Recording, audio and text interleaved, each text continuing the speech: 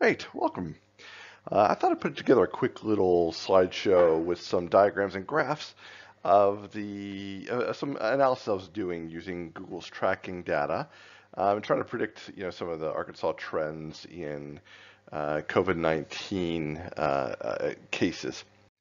Some of the sources I'm using, Google released this community mobility reports to kind of show up through, I think it's April 11th is the latest information, but the reports were published on April 16th to kind of see where people using, I guess, Android tracking data and similar, where people are going in communities. Are they in residential areas? Are they in more shopping locations? Are they entertainment locations? To kind of see how social distancing is working. I'm also using data from COVIDtracking.com. Great COVID tracking project for a lot of data and aggregating a lot of different states and within the U.S. on the data that they're releasing about their confirmed cases, deaths, etc. And then this great site for tracking COVID trends, so we can kind of see the exponential growth and which countries and/or states have broken out of a growth curve. So just to dive in here, this is just a quick chart just to get familiar with it. This is the daily new COVID-19 case increase by percentages each day. So, a certain number of days, at first we were seeing very high percentage because we had almost none. And now it's been leveling off in terms of it's still increasing. So day by day, we are still at a continuous, I think this is roughly like 5% or so growth, which, if you just keep compounding 5% over and over, you're going to be doubling, and you really don't want that because it'll double faster and faster. I mean, it'll grow in high quantities.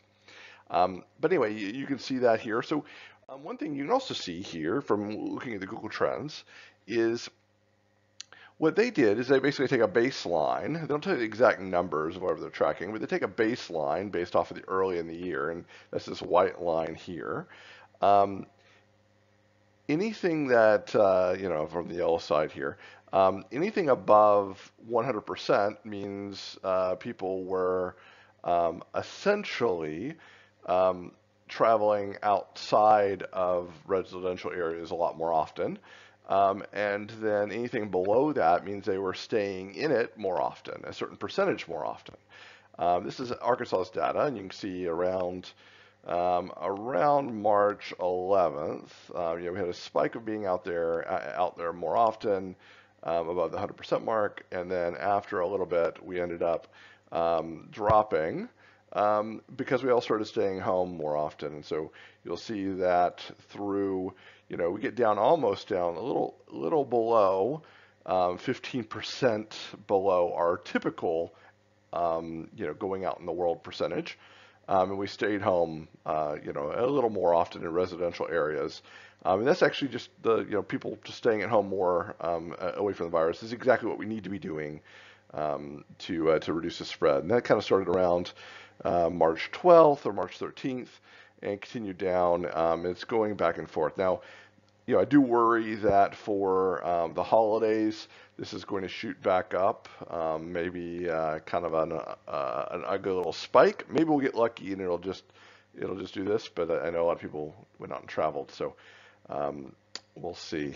Anyway, so we take that data, and I'm just going to plot it over just briefly over this, so we can kind of see what the trends were like in relation to our data. Now, the thing about COVID-19 is that if you, traveled, let's say, on this day, we won't see it show up in cases if you spread it around for about, nine more days. So what we'll do here is shift that graph to about 9 days and see if we can see trends. And what you find interesting here is that if we, whenever there's a spike, these little spikes here, whenever you have them, correspondingly, if you go back 9 days, that's when you see that there is a spike in in going out in the world, and people leaving their homes and moving out of residential areas to go into other areas. So um, you can see that we get these additional case growths, in these little spurts. Now, it could be, other reasons for this, like, hey, we get spurts right after the weekend or whatever. But essentially, the tracking data certainly does back up the idea that, as you go through, you will see spikes in a percentage increase whenever we lapse and we go out and we hang out with people and we go to public places and leave the residential area. And that's kind of interesting to see. Now, one of the in all this is looking at the state's data. You can see everybody pretty much had a similar curve down. This is like all 50 states. Now, I highlighted in bright red the Arkansas data, and that data looks about normal throughout. But as you can see now, though, Arkansas is the state, or it's definitely really low on the list of states that are staying home. The ones that are staying home more often and really diverting their typical lifestyles, according to Google anyway, are the ones down here lower in here. In fact, you can see, DC, for example, at a certain, as of April 10th, and we don't have data after April 10th, we see that, they were staying home like pretty much 30% more often, the entire population, essentially, 30% more often, or away from there 30% more often, on that day. And that's a good sign, it's good for numbers. But Arkansas was going out more often. Now we were definitely below the baseline. I think the baseline's, hey, I can draw. The baseline is essentially, right here, about right here. And we, we in all other states are staying home more often, but you'll see, huge spikes about here where we're almost going back to normal. I mean, this is like a 6% drop from normal, about going out of our houses. So that's definitely not what we want to see if we want to break, but it's part of the reason why we see these, exponential trends. So we are still doubling, although we've got a really good handle on it by staying home as much as we have.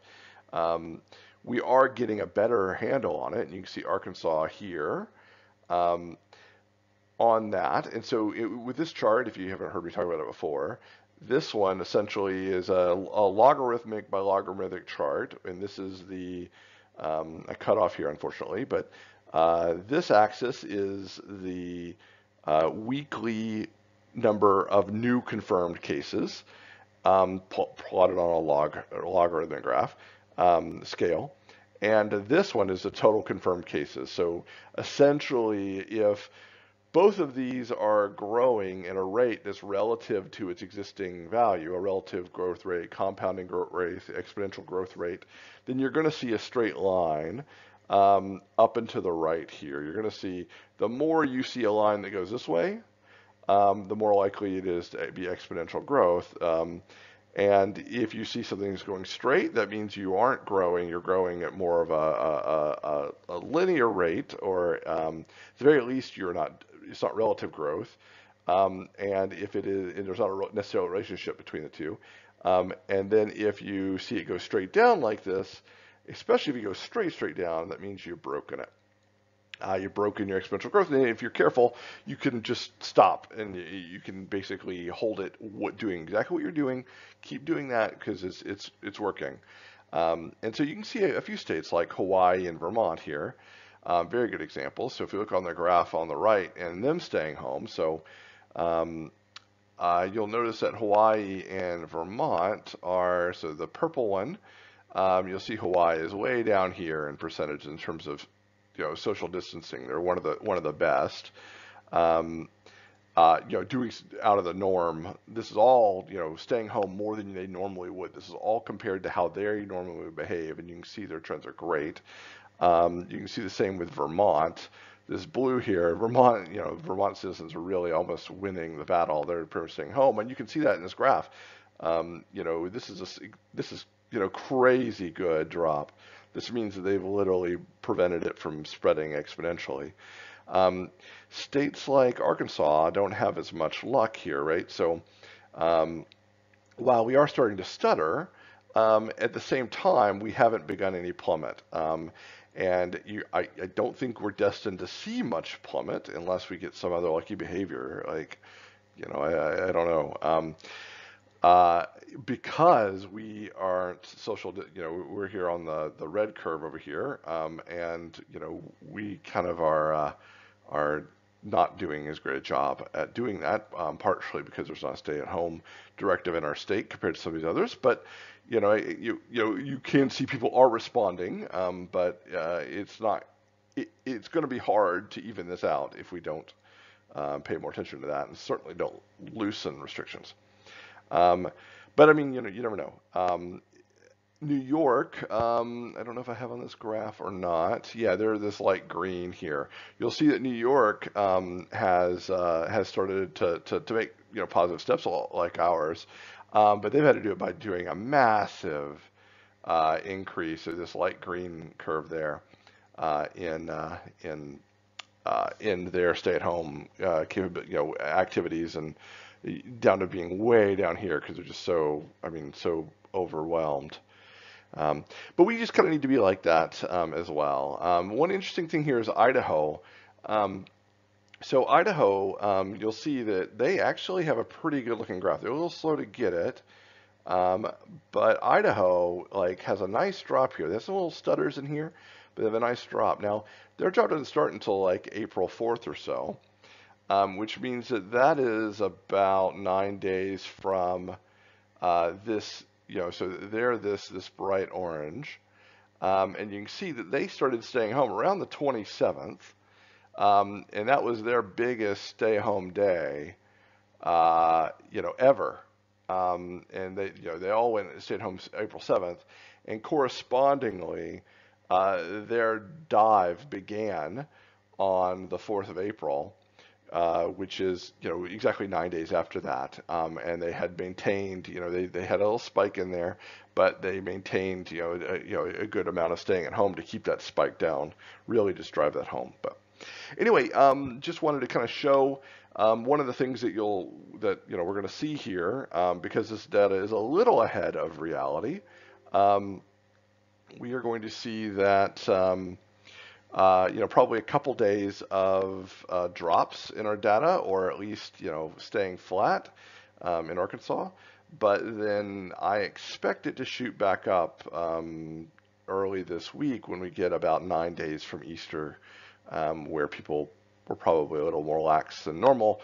But I do think we need to do some more pushing to kind of increase social distancing, so we're not literally the worst at staying home on this chart, and we can start looking like some of these other states that are truly breaking the trend and stopping any doubling whatsoever, so we can more quickly get ahead of this, get it out of our communities and everything. So anyway, I hope that was useful, and if you have any questions, let me know. Happy to help.